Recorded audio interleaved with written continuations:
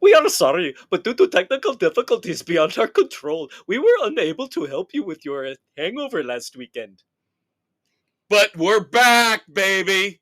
We're back to help. Oh, I'm sorry, I shouldn't be yelling, should I? Because you have a hangover. It's Saturday morning. But your Uncle Dave and your Uncle Kev are here to nurse you through. We're back. We know you missed us. We missed you. We got hung up. Spotify's computers would not process for us. We couldn't upload what we had for you. We got screwed. You got screwed. We're here to make it all better. But the problem is, you didn't get screwed last night because you've got that pounding headache as you tried to talk to the chick at the bar, the hot chick with the headlights and the tight top, and it still didn't work out for you. But that's okay. Patience is a virtue. Couldn't do it last week as we promised, but here it is. Our music 2023 in review. This is always fun because your Uncle Dave and I do not compare notes ahead of time. No, we do not. So this is a surprise to us as well as to you. So sit back with your coffee, your aspirin, your eggs, your bacon, and get ready. Oh, wait. Hair of the dog. Sorry. Nazareth. Hair of the dog, baby. This will be a fun 30 minutes here as we talk rock and roll, and we talk the best of 2023, as Dave mentioned. Songs, albums, concerts. Let's start off with concerts. All right. You're number 5. You go first. All right. 15 concerts last year. Actually, no, 16. I forgot Yo-Yo Ma. But there you go, kids. That's going to be the number 1 concert for Dave. No, it will not. All right. For me, number 5, bucket list band. Finally got them. Offspring comes in at number 5. Okay. I'm interested with that. Now I have to look back through my notes from weeks ago to look at my picks here. My number 5 concert was so disappointing in terms of the turnout and how ashamed I am of the area that we live in where the Sports Frenzy studios are because of the awful turnout on Thanksgiving Eve. You know him, you love him. I love him. Second time I got to see him. Phenomenal show, fun show. Again, very ashamed that we can't, as a community here, step up and get more than 300, 400 people to show up for Chris Isaak. That was number 6. Just missed the cut. Missed the cut. Yeah, Chris Isaak for me, number 5. Now, I only saw 10 concerts this year, so little bit smaller pool to deal with. Yes. Coming in at number 4, Smashing Pumpkins. Oh boy, we're just wow, this is going to be a mess, isn't it? This is going to be a mess. Wow, we're not even close right now. And it was just them. Yeah, that's something. Great call. That's something I wanted to bring up. Because this year, more than any other, some of these, it's the main act. Okay. Others I have with the full bit. So this could screw things up completely. It's just because I did the same thing. I said I am eliminating the weak from certain lineups and just sticking with the strong. I'm not going to denigrate and downgrade the great bands because they had a bad opening act or a bad middle act. Right. Okay. Number 4 for me. Alter Bridge and Mammoth WVH. Especially with our free upgrade. We got a free upgrade for Alter Bridge. We got into the balcony seats at the Murat. was not happy with Mammoth, not because of their performance, but we had bad seats. My bad. I thought they looked better on the little tiny computer screen when I bought them. But the upgrade and Alter Bridge was phenomenal. And I thank you so much for going with me to that show, because now I can die at peace with seeing a full headlining Alter Bridge show. They were Blackbird is still one of my top 3 or 4 live songs of all time. There you go. So number 4, Alter Bridge, Mammoth, WVH. Number 3, Alter Bridge, Mammoth, WVH. See, now I was thinking you wouldn't have them in the top 10. No, top 5. I thoroughly enjoyed that one, especially Alter Bridge. They were so good. And with the upgrade, they were so good. Yeah, it was just. And you got to take into account this stuff, even if it's a free upgrade or the people around you are really cool. Right. It all adds into the overall effect of the show. Well, I'm happy now. I'm very happy that you had that up there. See, I thought he's not even going to put that in his top 5. No, that was there. Alter Bridge was so good. It was a fantastic show. All right, my number 3. Even though I had a fat water buffalo next to me, bouncing me around like I was a play toy, I could not deny the fact that the double bill and a bucket list band for me. At number 3, The Great Living Color, although I don't think they were at their best in terms of the set list. The set list for Living Color was lacking. But Extreme, phenomenal Extreme show. Brought it. Extreme was fantastic. And I'm not saying Living Color was bad. They will never be bad. No. It's just a set list. We didn't get open letter. You and I looked at each other and said, no open letter. But great show. So my number 3 for the year is Extreme with Living Color. All right. Number 2. This is one you did not go to. This is one my oldest Connor did not go to, though he bought the ticket for, but he went to visit a buddy in Arizona. This would be Shinedown with 3 Days Grace and Ashes to New.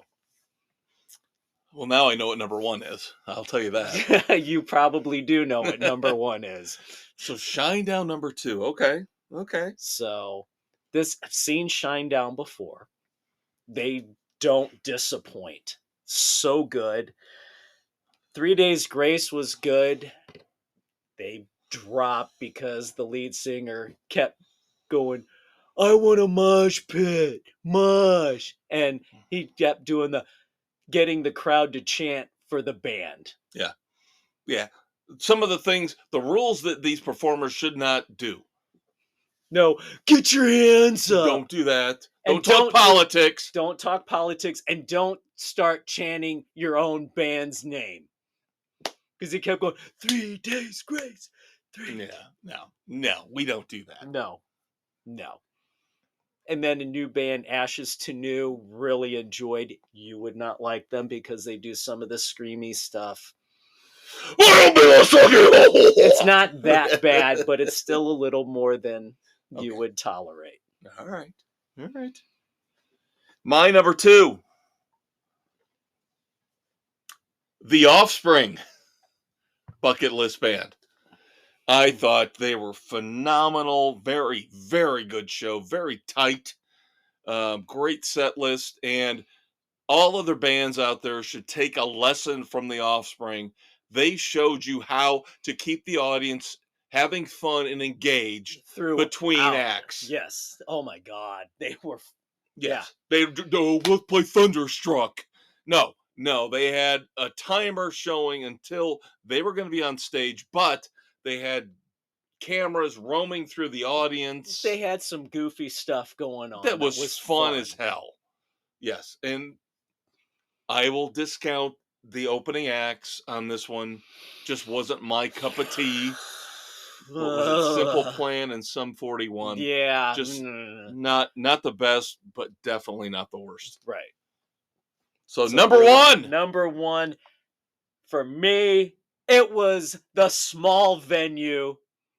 It was The Who. I knew it. The Mongolian band. Yeah, not Pete Townsend and Roger Daltrey. No, the HU.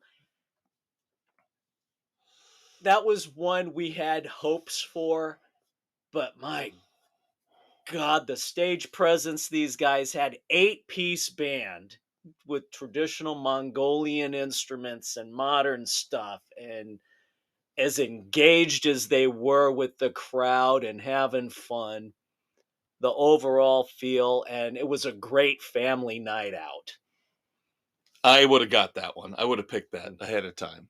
Yeah, it was it was the most anticipated one, and we frickin' loved you raved about that one, so I knew that was going to be at the top. That was definitely it. And then opening for them was Asking Alexandria and 0936. So did a nice job, but The Who just frickin' killed it, and the crowd was phenomenal for them too. Well, my number one, I'm going to cheat a little bit. You going with the opener? I'm going to be like a surgeon. And I'm going to excise the cancer in the middle. You are discounting Interpol, aren't you? How dare you spoil it, Dave? Yes, I am putting Rival Sons and Smashing Pumpkins together as my number one concert of the year and ignoring Interpol completely. Because, our boys and Rival Sons brought it. They were fantastic. They were awesome. And Smashing Pumpkins were unbelievable. That was the best set list we could have possibly gotten from them. And Billy Corgan, I did not have a lot of faith in what we're going to get, and they exceeded all expectations. They did. Outstanding from beginning to end. Again, put them with Rival Sons, get Interpol out of there. Could have got us out an hour earlier. That could have pushed that up higher. That is my number one concert of the year. There we go. All right, songs. I will start off. You top start 5 songs. Top 5 songs. I did not want to do this because I am not want to put cover songs on my lists in terms of top songs of the year, because in the end, a cover song is kind of a cop-out. Right. It's kind of a cop-out. But when I first heard this song, I did not know it was a cover song. Only upon further research and exploration, I love this song. Number 5, Girl on the Billboard by Brian Setzer. My number 5 song of the year. There you go. Originally done by Del Reeves. Yep. Number 5 for me, Jesse James Dupree, Lay It On Me. Nice pick. Very nice pick. Very nice pick. Got that hard rockin' little. Yep. So I would have gone with Rappity Papa personally, but there you go. Yep. Great pick. It was great close. Pick. My number 4 song of the year. #Rebel by Extreme. There you go. Nice. I just love the, hey, you talking to me while you're walking away. So catchy. It felt like Extreme was back with these first 3 songs on the album. Yeah. 6. And we just missed them so much. And it was so good to have them back. And #Rebel was one of the greatest songs on that album. Yep. For me, number 4, Winger, Proud Desperado. Awesome pick. Awesome. Loved this I think you one. and I are going to have maybe 10 different picks, but they're all going to be awesome. Proud Desperado just missed the cut. Yeah, Wingers, the new album wasn't as great as the previous 2. No, but still this good. song still really hit good. really good. Yep. All right, my number 3 for the year. The album overall grew on me. I will say this. That could be a little bit of foreshadowing. The album grew on me. But damn well I was going to end up picking Mammoth WVH. Another celebration at the end of the world, because when that song came out, the first clarion call for the second album, and I was all down with that song. That is by far the best song on that album. It is stellar. It is right up there with all the good stuff from the first album. Yep. That's my number 3 song of the year. Just missed the cut. For me, number 3, Girl on the Billboard. Oh, no kidding! No kidding! You didn't seem like you were that into it.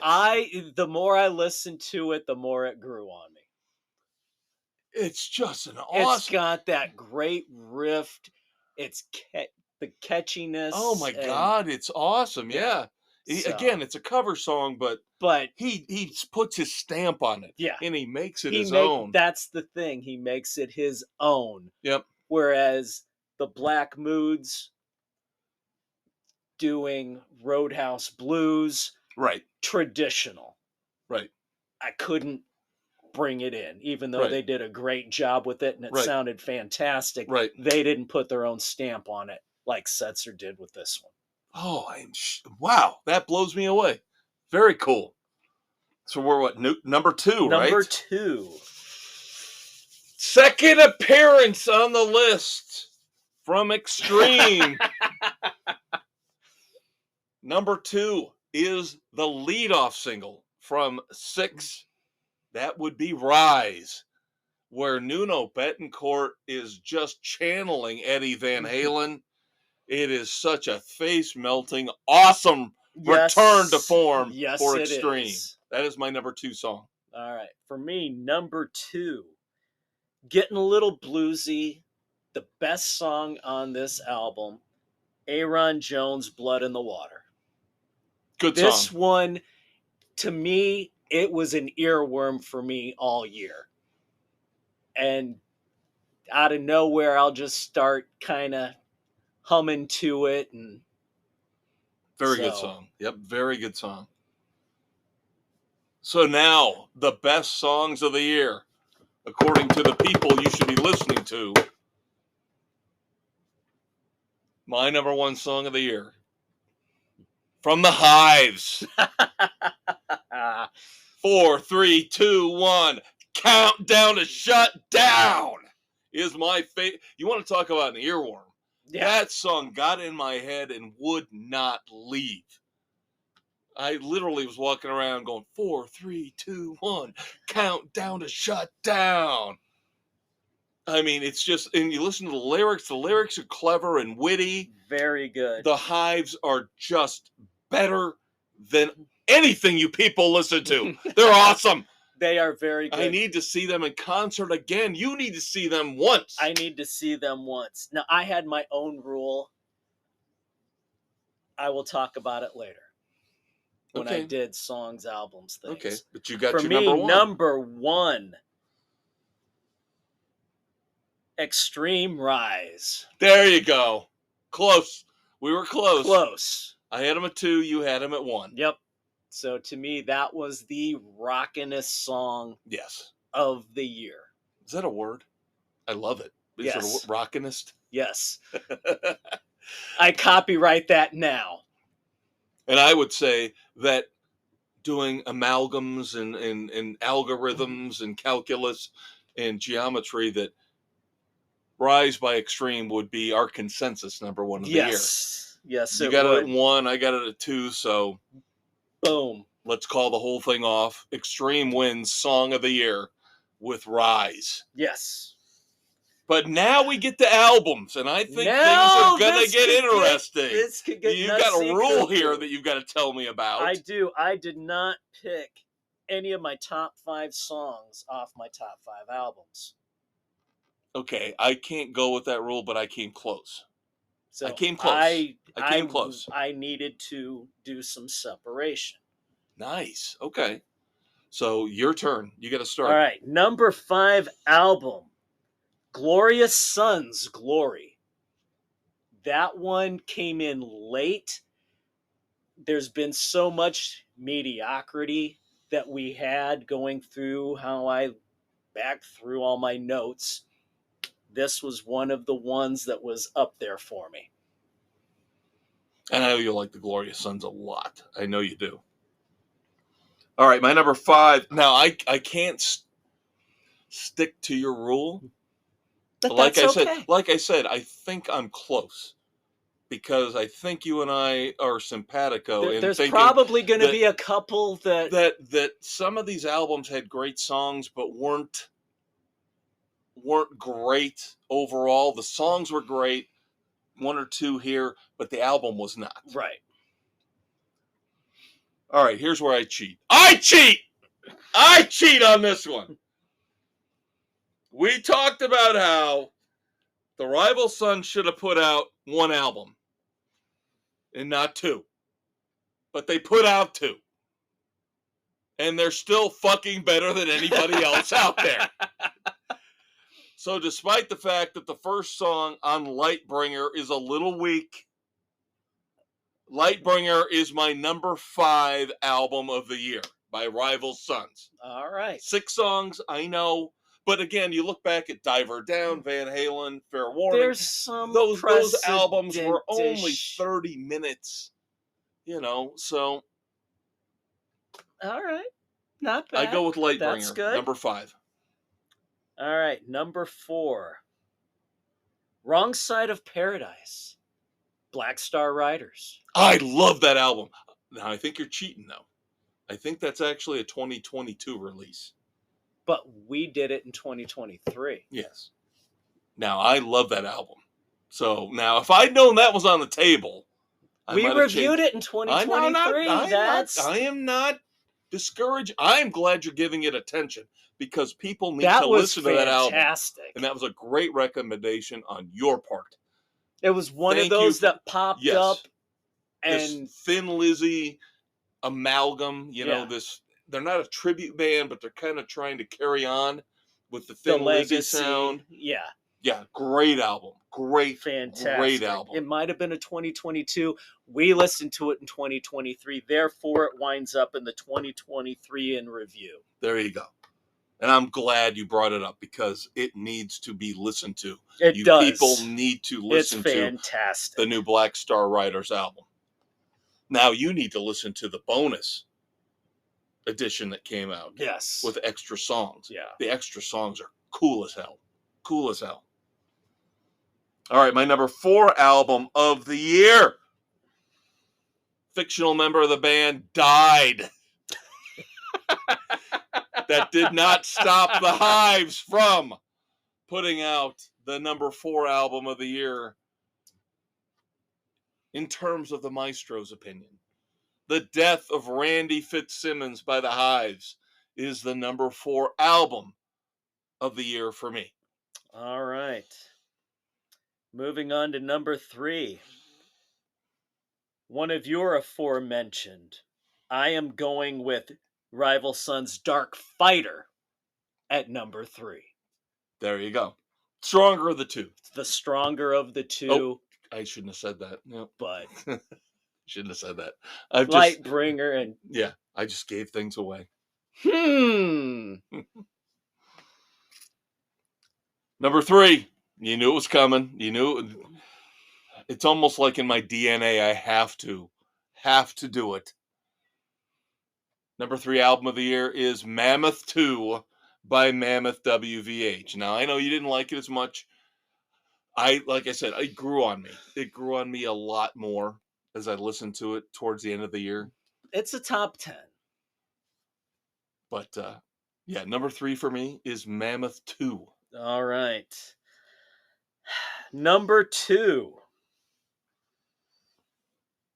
That would be Mr. Fitzsimmons and the Hives. The death of Randy Fitzsimmons. The Hives are at number 2 for me. I know you like that album a lot. I'm kind of surprised it's number 2. I almost would have expected number 1. Not quite. Okay. Now I'm intrigued. Very intrigued. Because my number 2, I just spoiled it a few minutes ago. My number 2 is the first album of 2023 from the Rival Sons. the second here on our countdown, the better of the two, because the 8 songs on Dark Fighter, much better beginning to end, but still 2 great albums. If they would have melded the two. Yep, and again, I don't know why they didn't. But Rival Sons, kick ass, take no names, Dark Fighter, the number 2 album of the year for me. There you go. All right. Number 1.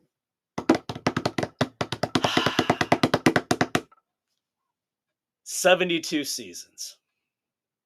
Metallica. Nice. Metallica at number 1. This is Metallica bringing everything in. Knockdown, drag out, rock and roll metal. Very nice. Did not disappoint. I did not see that coming. You had not really talked about that album a lot after we first reviewed it. No, but I've listened to the shit out of it. See? There you go. That's a lesson for you kids out there. Listen to these albums and they will grow on you. Rarely does an album, as you listen to it more and more, suck more. It usually gets better and better. My number 1 album, which we did not talk about previously in any countdown, concerts, songs,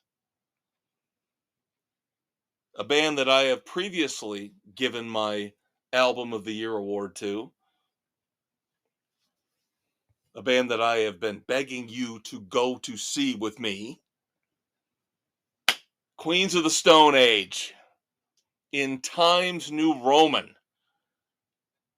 It was a pretty good album. This was an easy pick for me because I know you love this one. Beginning to end, just non-stop awesomeness. And there we go. I think Josh Homme is a genius, an overlooked rock and roll genius. His lyrics are funny, clever, witty. They are. He has some very interesting things he does with his guitar to give some very interesting sounds. Tight band behind him. So I am a big Queens of the Stone Age fan, and I was so happy they put out a new album.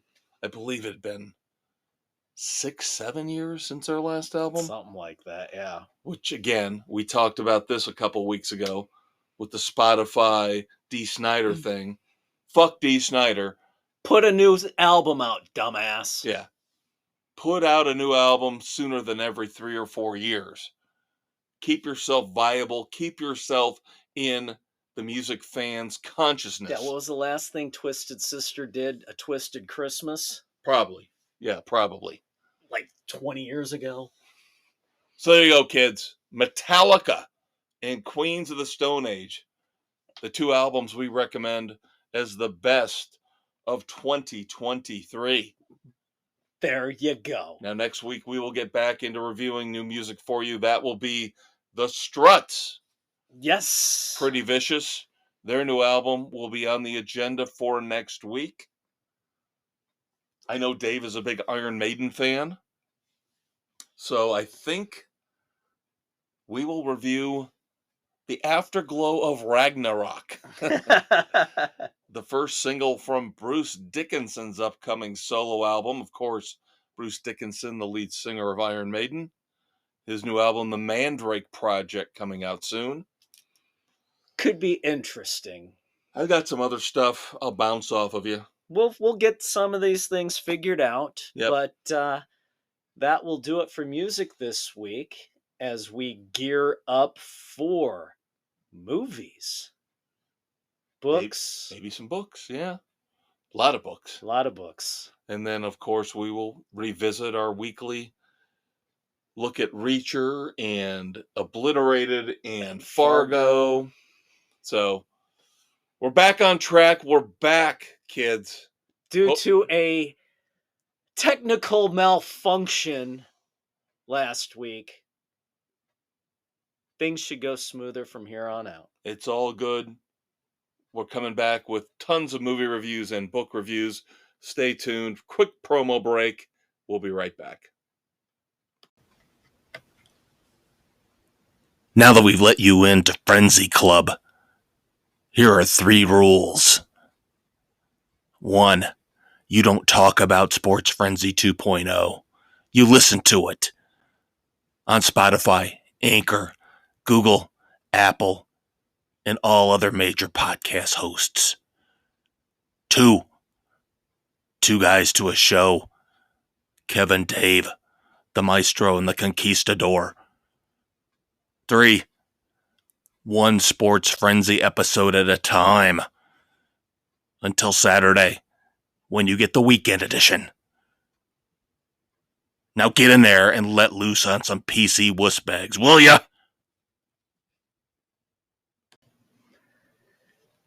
Hello, kiddies. It's time for movies on Spotify, Google, Radio Public, Pocket Cast, Apple, Overcast, Castbox, Amazon, Audible, and iHeart Sports Frenzy 2.0, baby.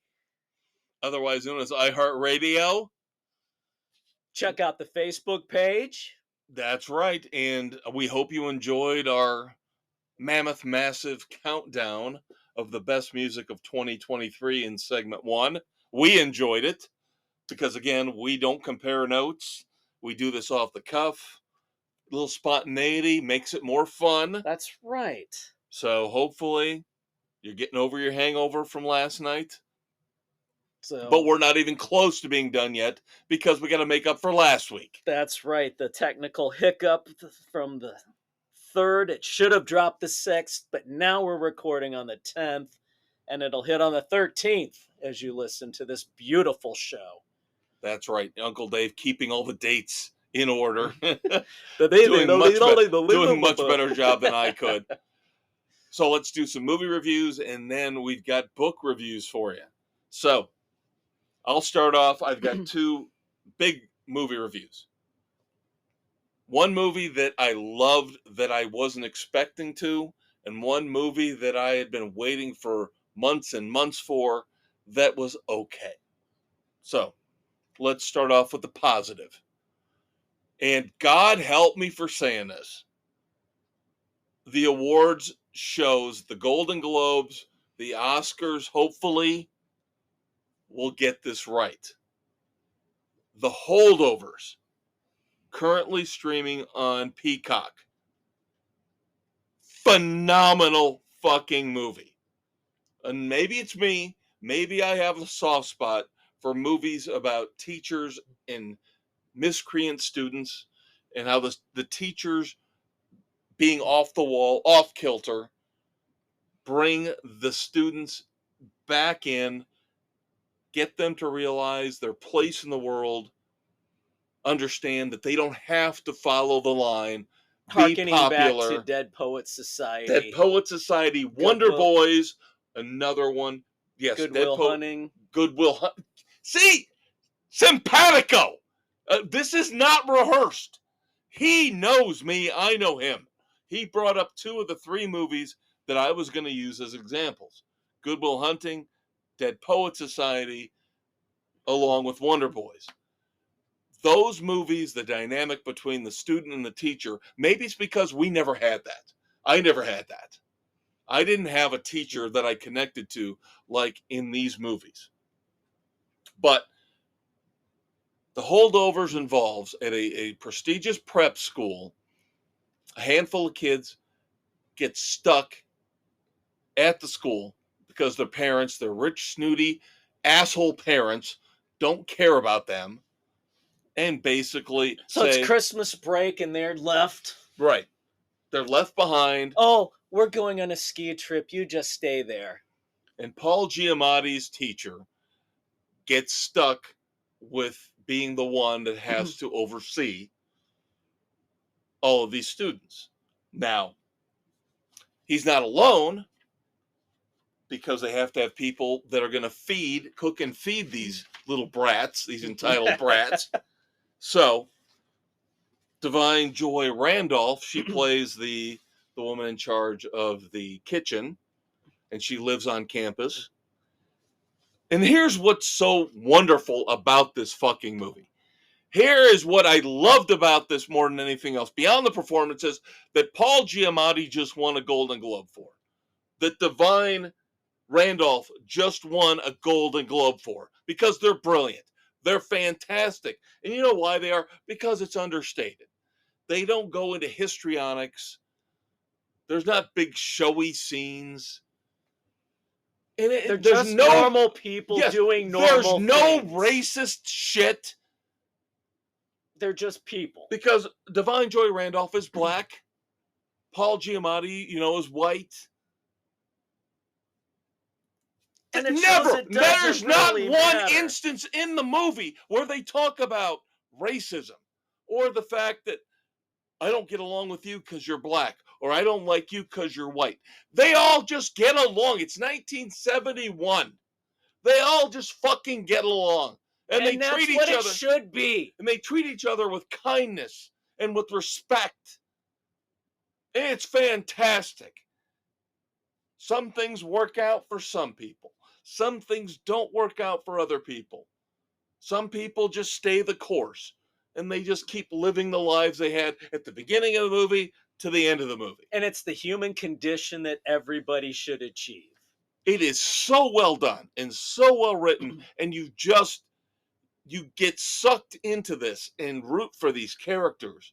And again, not everything turns out wonderful and pretty, but it's not a Brian De Palma or Francis Ford Coppola or Martin Scorsese movie. It's not like people are getting beheaded and dying. It's the small little victories and defeats of life. It's the everyman's day-to-day little victories. I've always loved that song by Bob Seger.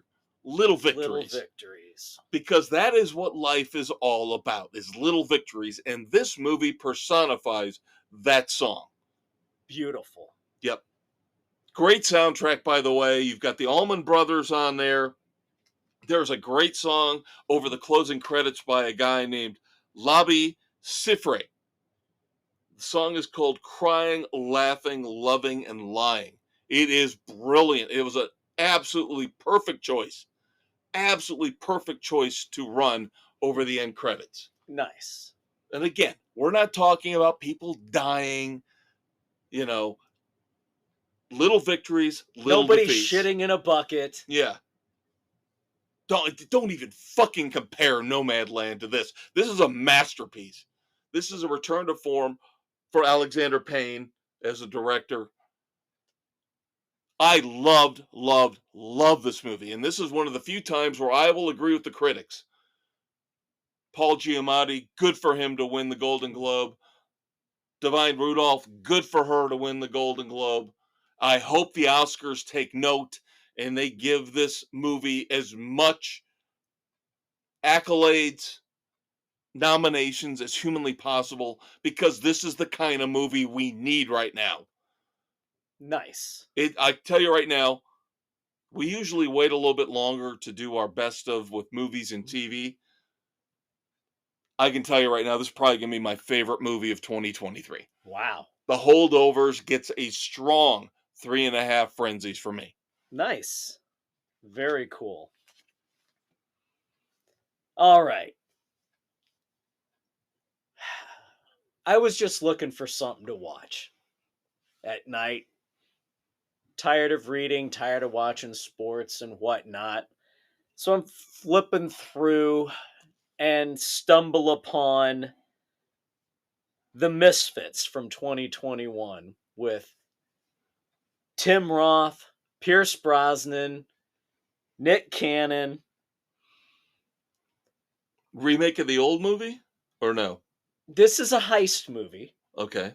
So I don't know if it was. Because I know there was an old movie called The Misfits. No, that was a Western with Marilyn Monroe and Clark Gable. Okay. So this had nothing to do with that. This Rami Jaber plays a character, the Prince, who pulls together this team of people who... You've got an explosive expert who's blowing up drug factories. You've got Nick Cannon's Ringo, who goes in and steals from safety deposit boxes and gives the money to people in need.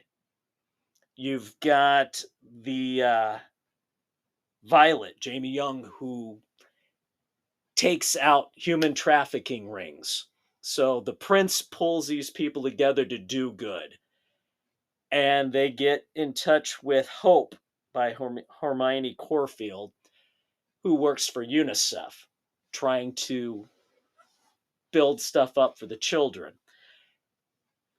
Tim Roth, it's a private prison developer who's got a stash of gold, giving it to terrorists for nefarious purposes. Hope's dad, played by Pierce Brosnan, is a master thief who has escaped from Roth's prisons before. And he's always out for himself, so they recruit him to try and do good for a change. It's your basic heist flick. It's nothing spectacular. There's cheesy, corny stuff going on. It's fluff. It's entertaining. There's some cool little sequences in there, things that they do. It's a 2.5 hour and a half decent flick. Now, where'd you watch it? It was on Netflix. Okay. I stumbled upon it. Okay. So The Misfits was decent. So if you're just looking for a fluff piece heist movie, you could do worse. All right. I finally got to see, the sick bastard that I am, Saw 10. Saw X, Saw 10.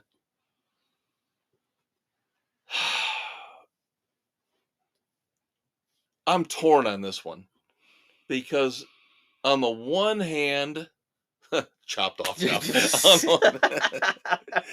No, on the one hand, it is a very good prequel. Obviously, we're bringing Jigsaw back from the dead. No, we're not. We're just going back in time. Right. Where some people decide to run a scam on Tobin Bell's Jigsaw, which is the dumbest fucking thing you could ever do. Of course, they don't know who they're messing with. Right. They're just running a scam on people, period. Right. And they just I don't want to spoil too much. I don't want to spoil too much. It's a medical scam. If you've watched the Saw movies, you know what was going on with Jigsaw.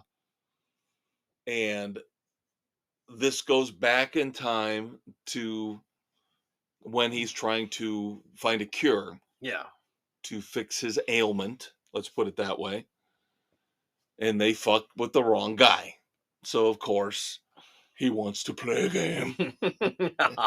And they don't want to play a game. The problem I had with this is that it tries to be a touchy, feel-good Saw. Oh, come on! Especially over the last 20 minutes. They're trying to PC Saw? Not PC him so much as just humanize. It's almost like in wrestling when you take a guy who's been a heel for years and years and years, and then you try to turn him into a babyface. And that feels like what they were trying to do with Saw, where we all kind of related to what he's trying to do. Him the anti-hero type. Well, or we all related to what he was trying to do. The people he was killing deserved it. Were scumbags. But he would always give them a chance because they would play the game. Right. And if you would do these awful, terrible things to yourself, slice off body parts or whatever, then you pass the test and he would let you live. And he's still like that, but just the way the movie ends, again, over the last 20 minutes, it's a little too nicey-nicey. And I never thought I would say that about a Saw movie. It's a little too happy. No, you can't have that in these. I almost kind of I almost thought I was going to see like little butterflies and birds come out. hear somebody singing Zippity Doo Dah. But it's not bad. I mean, up until that point, it's really not bad. It makes sense in the canon of the Saw movies. It makes sense. It's better than Spiral. The last movie, let's put it that way. Spiral just didn't seem to fit. But this is definitely not one of the better Saw movies. I would say it's a 2.5 frenzies. All right. There you go. They did do one smart thing. They left it open for another prequel? Right.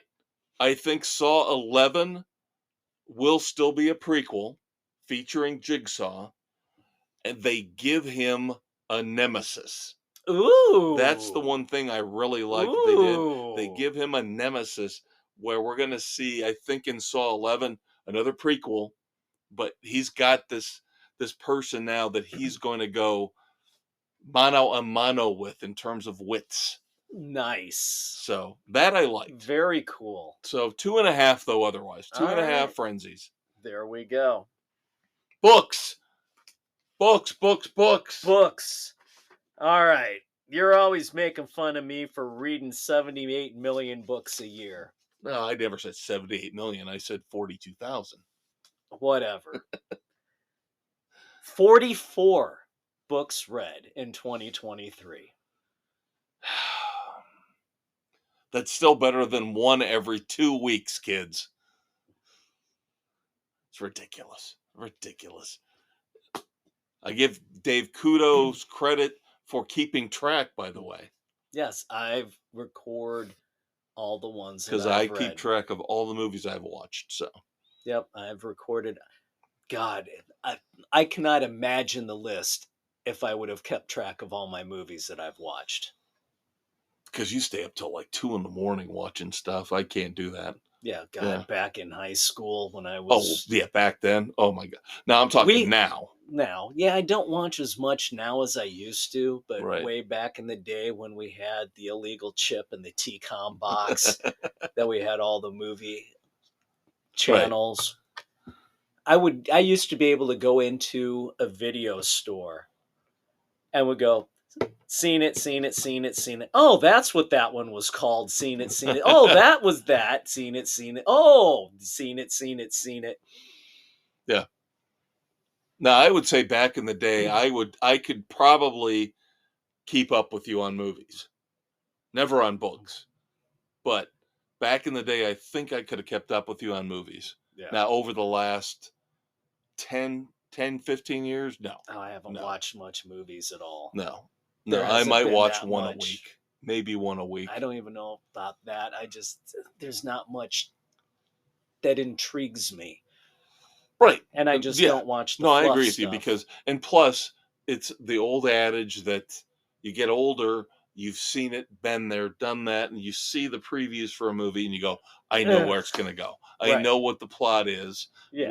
Because Hollywood sucks. Hollywood can't come up with an original fucking idea. Right. And there are movies that I like so much that I will go back and rewatch over and over and over. I'd rather watch an old good movie. I won't reread books, but I will rewatch movies.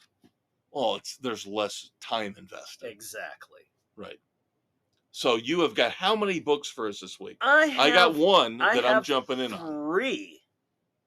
I got the one that I'm in on. So,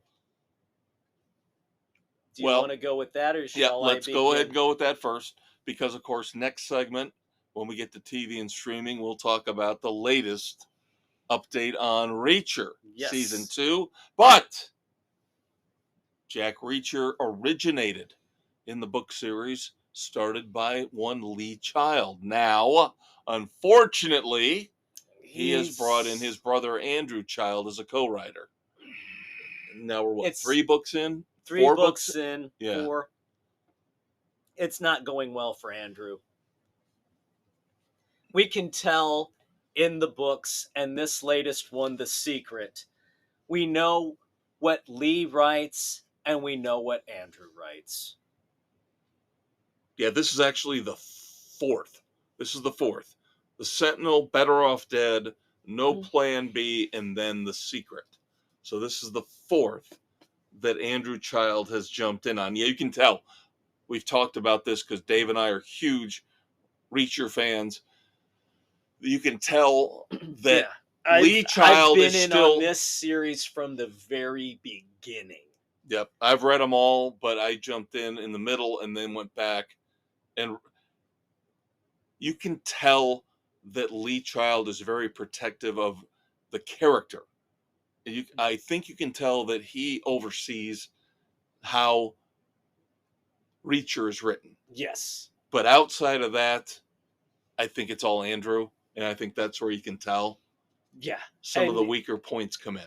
Yeah, I think, and early on, Lee was trying to let Andrew write the majority of it, but the first couple, he bogged down on the fight scenes and some of what Reacher does, and Lee's pulled that back, I think, to himself. And Andrew just bogs down in details way too damn much. Well, the two problems I had with The Secret were, number one, I think you just hit on one point, not a lot of action in The Secret. And number two, it's so fractured in terms of its writing. I mean, you literally will have bounces all over the damn place. A paragraph, and then it goes, you shift back and forth between Reacher and what's going on with him and the task force that he's been assigned to solve these crimes, and then you go to the villain. And then a paragraph later, you go back. And then 2 paragraphs later, you go back. It's just, you can't jump back and forth that frequently. No, it's got to be chapter. It got to get better, yeah. At least close to that. Yeah, you can't keep bouncing back and forth in the middle of a chapter every couple of paragraphs. Now, I told Dave this. I've got to bring this up because some of the worst. Yeah, the final line in the book is not going to spoil anything for you, but I just want to read the final line to you guys and let you decide if you can figure out how this is awful writing. Reacher said nothing. In his experience, a verbal promise from a politician wasn't worth the paper it was written on. You figure it out. I'm just telling you that's awful writing. It's bad. Not good at all. That's Andrew. And there is a very good nugget of a story in here. There is. Plot. I liked the characters on the task force. I liked, and again, I will attribute it to Lee. I did like the characters and how they interacted with Reacher and how he begrudgingly worked with this task force. Yeah. But Lee, please take it over again. Cut your brother out. Let him go do his own things. I've read Andrew's stuff. He needs to do his own thing. He's got his own style. It's fine. But you cannot mix, and it doesn't work for Reacher. No. Still a good read. I will give it a very, very, very tepid 3 frenzies.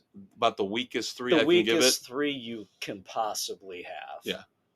I'm still leaning more towards 2.5. Yeah. But this, again, they need to figure out this dynamic and get it figured out now. Yeah, for sure. All right. I did back to back. Well, I put one of mine in between, but I will start off with Jeff Lindsay, who wrote Dexter. He's done Riley Wolf, the epitome of a master thief. He will do the impossible. He wants the most difficult challenges possible. So in the third one, Three-Edged Sword, he gets sucked in by a CIA operative, winds up kidnapping Riley's mom, who's in a coma, and one of his close associates, who was also in a coma from a head injury suffered in the previous adventure. You get a coma. You get a coma. Well, his mom's been on death's door forever. I couldn't resist. It's just one of those You get things. a coma. You get a coma. Yeah, you get a coma. A coma for you. But so he's got to infiltrate a Russian oligarch's top secret island fortress and steal a flash drive which has top secret government documents on it. Riley, of course,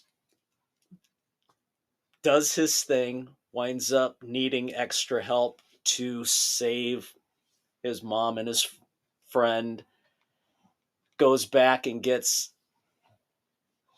his original mentor, his partner from early in his career, talks him into helping out, recruits a guy from the CIA, does a little mind manipulation, but the guy's a good guy and they come to an agreement.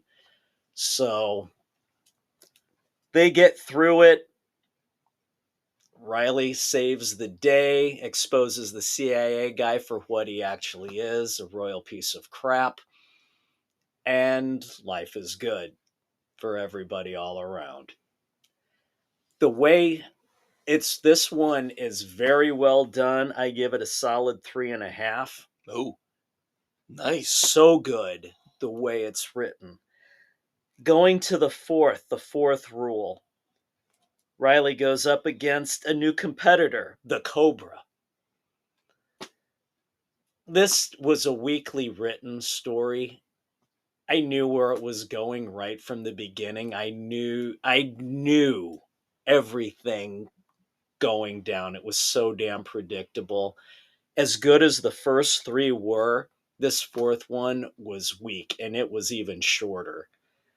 A weak 2.5. This one just did not. That's low for you. This did not meet the previous three.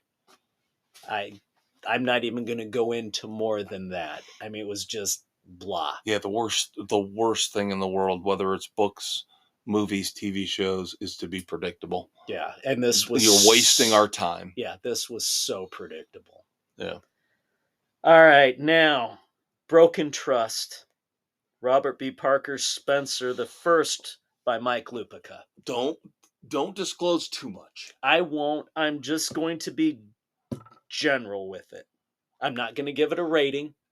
Oh, you can give it a rating. No, okay. I will say it starts off, Lupica tries too hard. He tries to throw as much Spencer lore and history. With 50 plus books. Yeah, he tries to show that, look at me, I know this. I know the character. I know my research. Everything. Yeah. He tries too damn hard. And eventually, after the first few chapters, he starts to settle in. But even later on, things tend to be a little crammed in. And the interactions with Hawk are a little overdone. Okay. They don't have the typical flow, but he starts to kind of get there. He might have better success with the next one, but this was just, like I said, too forced to look at me, I can do this. 2.5 for Broken Trust. You know, the reason that I kind of told Dave, I don't normally like to do that, but those books were the books that brought me back into reading. Yeah. I will not talk about what the storyline is. Right. And that's on me. That's why I put those restrictions on him, because again, this was the series that brought me back into reading after, of course, higher education ruined it for me for 4 or 5 years. But when I read Taming a Seahorse, that era of Parker and Spencer, those brought me back into reading again. So Dave, of course, reads 57 books a week. So he's already knocked this one out, and I haven't gotten to it yet. Plus, drop the prices on the fucking hardcover. Go to your library. So I have not gotten my hands on this yet. Plus, I'm very scared of what Mike Lupica will do with this series. Ace Atkins was so good. Ace Atkins was brilliant. It was seamless. It was flawless. This... It's not. It's not seamless. And they've let Mike Lupica take over almost the entire Robert B. Parker catalog. He's writing Sonny Randall, Jesse Stone, Spencer, and hopefully not Cole Hitch. Cole Hitch should remain with not. I was going to say, when you said not, yeah, I was like, oh, God, don't tell me they've given it to him, too. So, there you go. We'll be back. TV and streaming coming up. Hello, I'm James Cameron, prestigious film director. And since it takes me over a decade to make a movie, I've got plenty of time between takes to listen to my favorite podcast, Sports Frenzy 2.0, on Spotify, Google, Radio Public, Pocket Casts, Apple, Overcast, Castbox, Stitcher, Amazon, and Audible. Hey, wait, I'm having an epiphany. I have a new idea. Summer of 2035. Blue robots from the future on a doomed ocean liner. Oh, brilliant. Where's Arnold? Get me Schwarzenegger. What about DiCaprio? Oh, what about Edward Furlong? We know he's not doing anything. Third and final segment here, your weekend hangover cure. Sports Frenzy 2.0, the weekend edition with your Uncle Dave. And your Uncle Kev. This, of course, a makeup, since we didn't get to nurse you through last weekend. So this, of course, dropping on January the 13th, 2024, officially the first weekend edition episode of the year. We've done rock and roll. We gave you our best of 2023. We gave you a shit ton of great stuff to watch in terms of movies and stuff to read in terms of books. Now it is time for TV and streaming, where we revisit, in a way, the same old, the stuff we've been talking about the last month or so. Jack Reacher now. We're through episode 6 in season 2. So damn good. I'm just happy that they've already renewed it for season 3. Yes. God, that's beautiful. Yep. And I cannot wait to find out what book they adapt for this. We know which one we want it to be. Right, but I don't think they'll do that. I think that would be too much in terms of budget. We'll see. According to Alan, who plays Reacher. Alan Rickson, yeah. Yeah. He said the fans will not be disappointed. So, and I know your favorite, my favorite, everybody who's read the series that I know, their favorite is 61 Hours. If they would do that, I would be ecstatic. I mean, absolutely ecstatic. It has to be done at some point. Now, there's almost all of them should be done. But that's one is... It's arrogant. It was arrogant on my part to think they would go chronologically, because that would suggest that they thought the series would go 25 seasons, which is not realistic. Right. So you have to pick the best of. Right. So there's a number that I would love to see done, but 61 Hours is absolutely well, and you figure they're not going to go revisit the 2 movies. No, they won't. Technically now we've got 4 books done. That number whittles it down for the odds of doing 61 hours. That's how I look at it.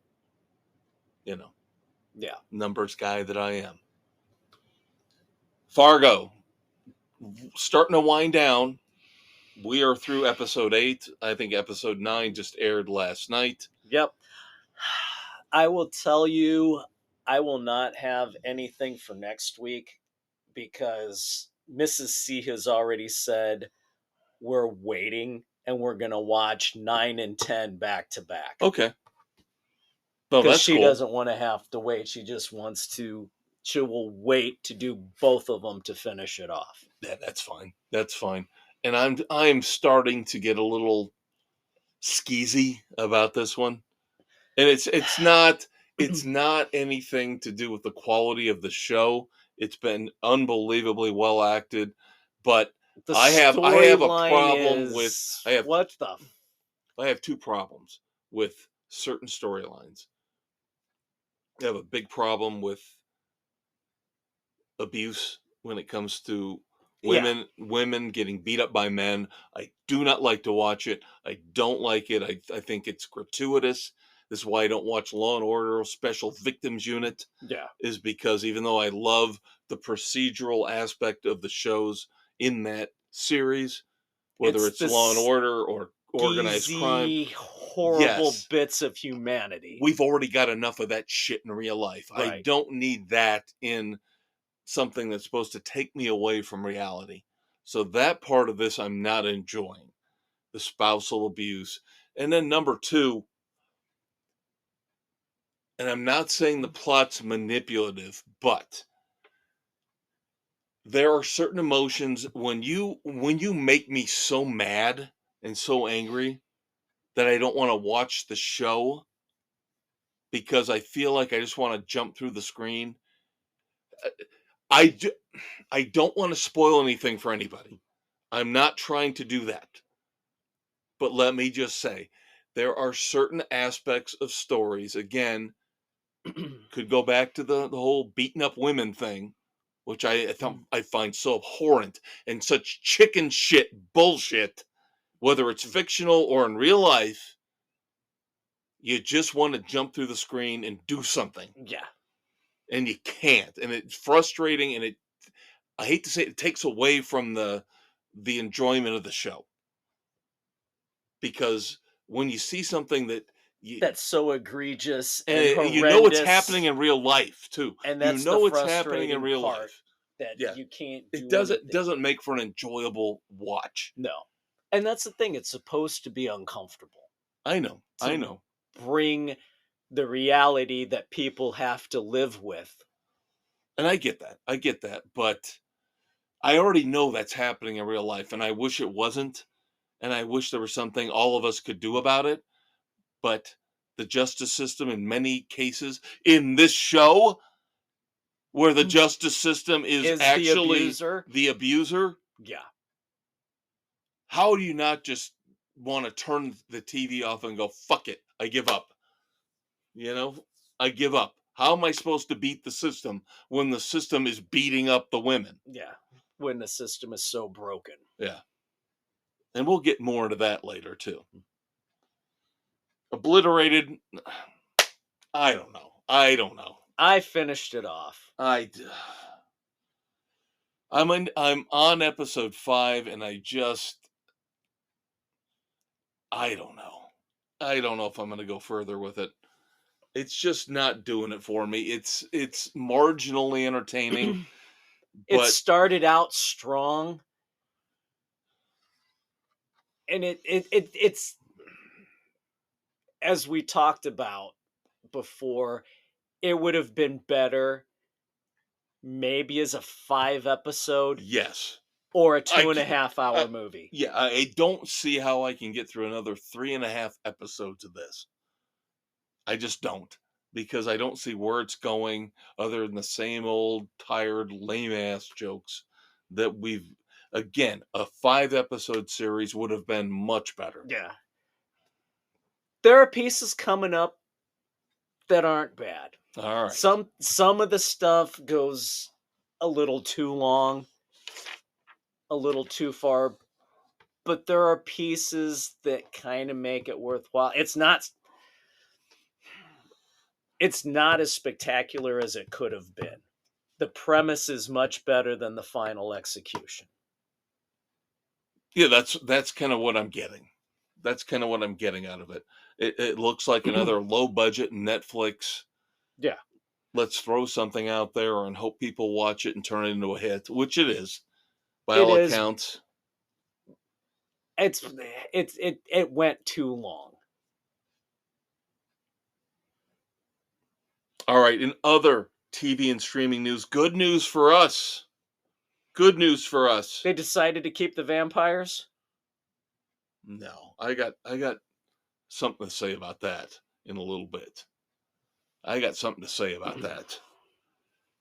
But Max, for once, we're getting something good. Returning February the 8th, Tokyo Vice. Oh, nice. Season 2 starts. Nice. February the 8th. Great show. Season 1. Anson Elgort stars in this. Based on a memoir of a gentleman who actually was over in Japan and was stuck in the midst of the underground. Yeah. The criminal underground. Great show. Oh, if you have not watched Tokyo Vice, phenomenal. You got to watch Tokyo Vice. Second season starting February the 8th. Oh, that is going to be so good. I hope. Now, for you Star Wars fans out there, I'm a Trekkie, so take that for what you will, but you're going to get a Mandalorian movie directed by Jon Favreau. And it's going to be on Disney Plus. No, this is supposed to be a theatrical. Oh. So they're taking the Disney Plus series, and because it's so popular, they're going to throw one out on the big screen. So now do you have to watch the show to get the movie? I'm sure you have to. Then fuck it. Yeah, with the Mandalorian and Grogu, otherwise known as Baby Yoda. All right, if Favreau's doing it, there's hope. He is good. He is good. He's very good. Stuff. He's like what he does. We had the Golden Globes this past weekend, and by all accounts, of course, they picked the wrong host again. This guy Joe Coy was just abysmal. Who the fuck is Joe Coy? He's banging Chelsea Handler. Is how he got the gig. God. Is my understanding. I guess it's kind of good to see a guy sleeping his way to the top. Yeah, there you go for once. But the thing I loved about the Golden Globes, on top of the fact, again, kudos to the Holdovers for winning 2 awards for acting. Awesome movie. They had the inaugural stand-up comedy on TV award. And guess who won? Ricky Gervais. I was kind of hoping it was going to be Dave Chappelle. That would have been 1A. 1B, though, is Ricky Gervais, who they said you should never host anything, even though he was the again. best host ever, because he calls it like it should be. Yeah. He calls out these twits and idiots in Hollywood for what they really are. And then they decide, let's give him a Golden Globe. Of course, he wasn't there, which is sad, but I think he posted a picture and he's holding, I fucking won. Then finally, Dave will love this. Dave will love this. My eyes twitching already. We all know about, as time passes, certain works of art and characters turn into the public domain. Yes. Now we have Steamboat Willie, Mickey Mouse, has entered the public domain. So we immediately, like at 12:01, boom, Mickey Mouse slasher movie. Mickey's Mousetrap.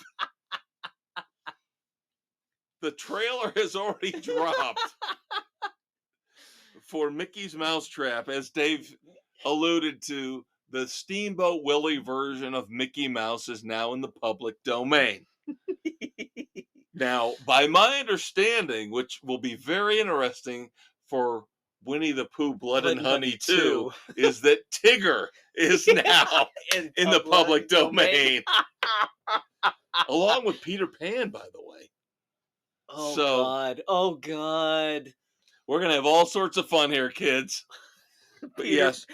Mickey's Mousetrap. Peter Pan's going to the adult cinema. What's Hook gonna do? Yeah, it's not going to be a hook on his hand. It's going to be something long and rubbery. So just be prepared, kids. We're warning you right now for what's to come. It's no all pun over. intended for what's to come. All right. On that note, let's move on to our moments of silence. We've got a lot because we're catching up for 2 weeks. Two-time Oscar-nominated actor Tom Wilkinson passed away. Yep. Thoughts and prayers. Great British actor. The guy who I always refer to, because when somebody thinks they're funny, but they're not, I always say Shecky. Yep. Shecky Green, legendary Vegas comic. Yep. I know that one kind of hurt. Richard Romanus, great actor from Mean Streets, always played the tough guy character actor. And he was the voice of the cab driver in Heavy Metal. Yes.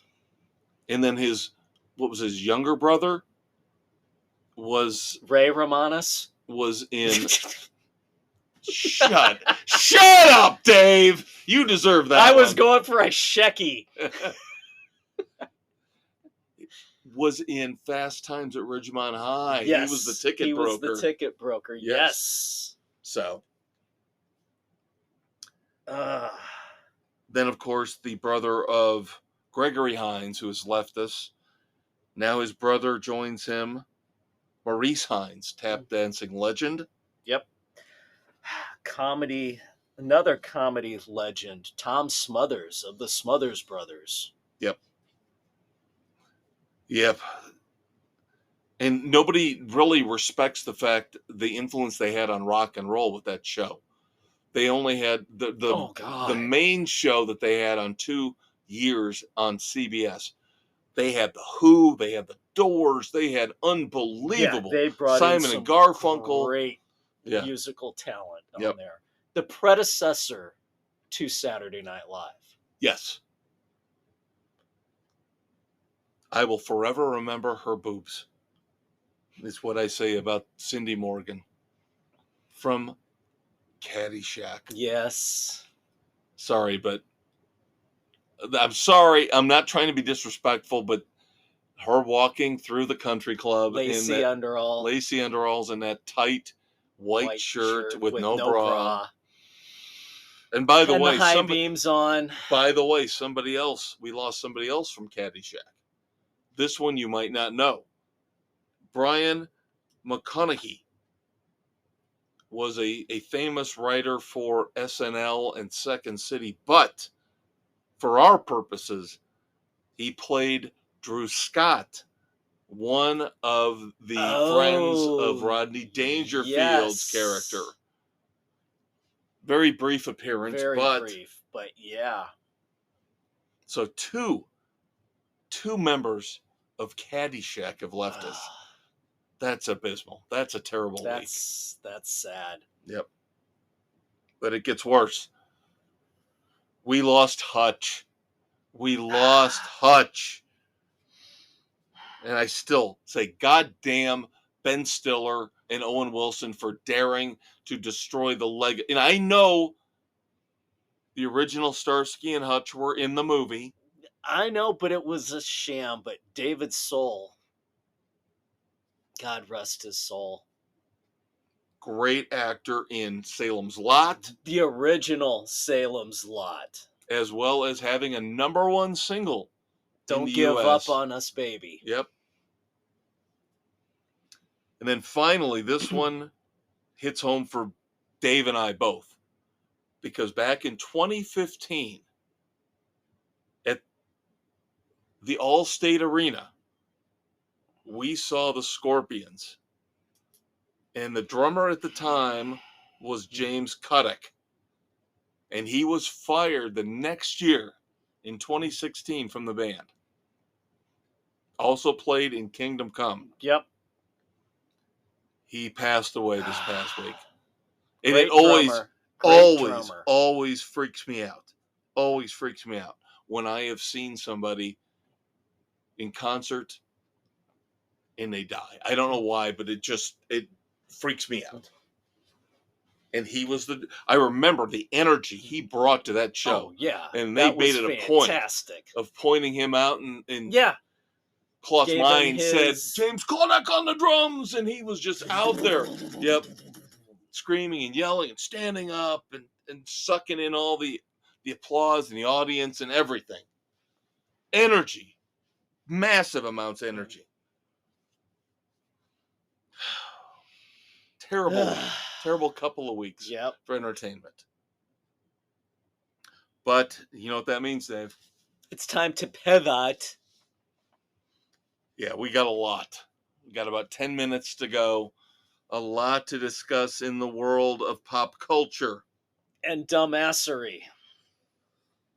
Your buddy and mine. Let's start off with Billie Joe Armstrong of Green Day, who decided it's not enough that he wastes our money and wastes our time when we actually buy tickets to see him in concert, bitching and pissing and moaning about Donald Trump, but he's got to show up on New Year's Rockin' Eve doing the same bullshit and changing the lyrics to American Idiot,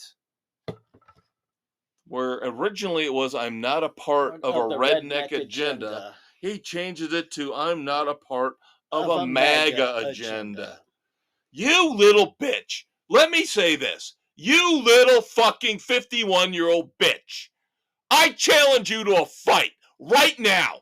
You show up wherever I am, you little pipsqueak motherfucker, and I'll beat your ass because I'm tired of you. Shut your fucking mouth and just play music like you're supposed to.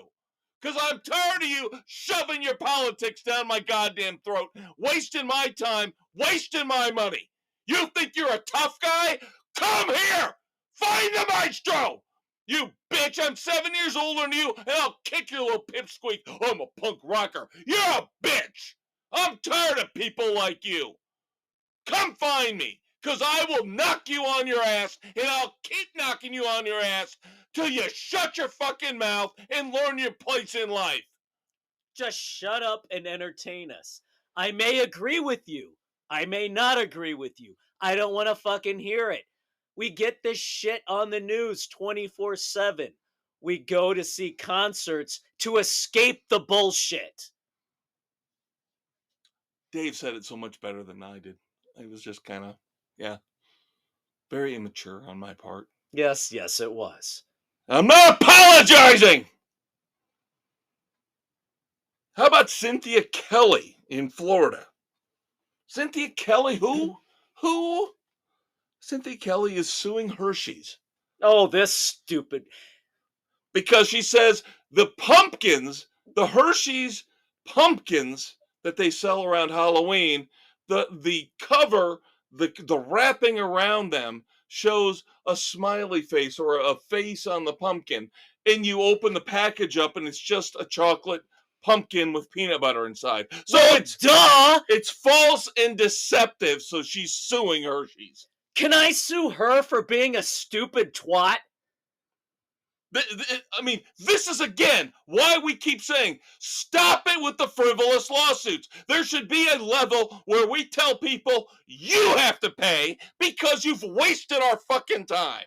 I'm going to sue her for stupidity. What moron would have... What damage did it do to you? Nothing. That the Hershey's peanut butter fucking pumpkin didn't have a face on it.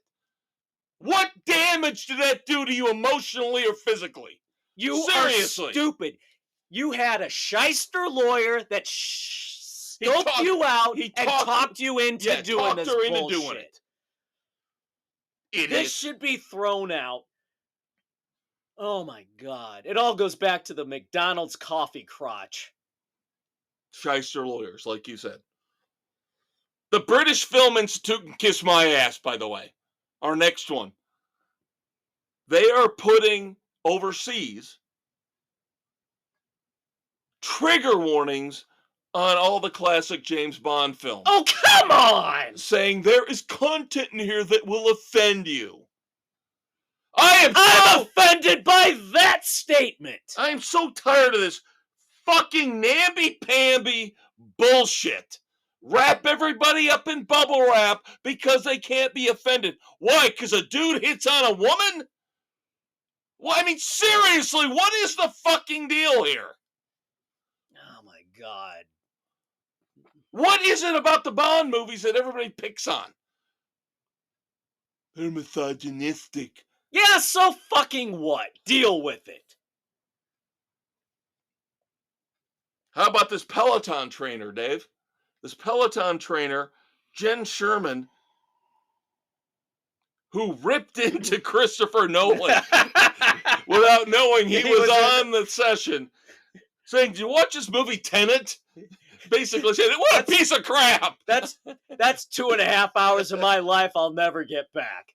And I agree. It was not a great movie. It was bad. But I will call her out. She should know better. She should know better than to be on a Peloton session, start giving out opinions on shit like that. Now it might. I don't know. I don't have an issue with it. I don't do the Peloton thing. I don't have an issue with it. But I still think it's funny as hell. But how about we wrap it around to Christopher Nolan, who, in response to Jen Sherman's criticism of her movie on the Peloton. See, I don't have a problem with her opinion. I just don't think if I was running Peloton, I would want her saying that in the middle of a workout session. But kudos to her for the review. Yeah. But Chris Nolan comes back and says, sounding just fucking like Martin Scorsese, saying basically, we're not smart enough to understand. Yeah, film criticism is, quote, a profession. It's not a fucking profession. So you have to be a professional critic in order to understand the movies that I put out. Yeah, bullshit. Again, is it good or is it shitty? Pretentious horseshit. His movies are phenomenal. They're usually. Great. But you don't have the right to tell me whether I am smart enough to criticize you and fucking Martin Scorsese are getting real close to getting on the Point of Doom. You're on standby. Because I don't like people telling me I'm not smart enough to criticize your content. I've seen more movies than you could ever possibly fucking imagine. There you go. Speaking, Whoopi Goldberg. Yeah, her boarding pass is already set and stamped. Whoopi Goldberg, I get tired. I know you're not a Trump guy, and that's fine. But I'm sick of his bullshit. I know, but I am tired of the people who try to make him out to be Hitler, too. Whoopi Goldberg says Trump would, quote, disappear journalists and, quote, gay folks. Can we stop with this bullshit? It goes too far. Okay? This is fear-mongering, is what it is. Absolutely. Because you don't like Trump, you're going to make him out to be the most heinous, vile human being ever. And you know what? If you're sick of him, stop talking about him. I wish the fucking news would stop covering him. And he'll go away. Stop touting him. And he'll go He's away. An attention whore. And he'll go away. That's all we can hope for. Now, I have an insidious conspiracy theory. And the thing that sucks here is we're not going to get to talk about Rogers and Kimmel this week. We've run out of time on both segments. Both. Son of a bitch. And these two asshats, for different reasons, should both. No, they both qualify. They both qualify. Oh, they're both on the plane of doom. Yeah. But they're both asshats who should die of gonorrhea and rot in hell. But conspiracy theories, I'm buying in on this one. This is not. Rogers is into conspiracy theories. That's kind of why I was saying I'm on his side. But you're kind of into conspiracy theories too. Oh, I'm Mr. Conspiracy Theory. Right. I think just Rogers is just fucking I stupid. found something out this week. Now, number one, this is what started my investigation. Best Buy will no longer sell DVDs or Blu-rays at all. Yeah, they stopped CDs years ago. Right. I found out doing a little research why. You people are getting scammed. I'm getting scammed. We're all getting scammed. Buying a digital copy of a movie or a CD, you're not guaranteed to own that thing. No, they can pull it whenever. I found this out. I bought the first 3 seasons of What We Do in the Shadows years ago. The DM already ran out on them? I don't have 2 of the 3 seasons anymore. 20 fucking bucks, flush down the toilet. $10 a season, flush down the fucking toilet. Never again will I buy a digital copy of fucking anything. You kiss my ass. I'll buy the physical things. I'll have fucking hoarder shit all over my house. I'm not playing your fucking game anymore. That's ridiculous. You buy something, you keep it forever.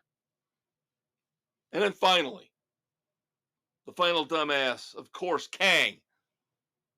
Otherwise known as Jonathan Majors. Pathetic Good Morning America that had him on, acting like he was the fucking victim. Wrong. He wipes away a tear as he talks about how he's scared about the verdict, as he bullies a fucking woman, as he abuses a fucking woman. Good Morning America, ABC, ashamed of yourselves. You should be ashamed of yourselves for condoning this. For portraying him as the victim. Wrong. I'm an athlete. I know my body. Fuck you. We love you. Dave and I'll be back next week, kids. Bye.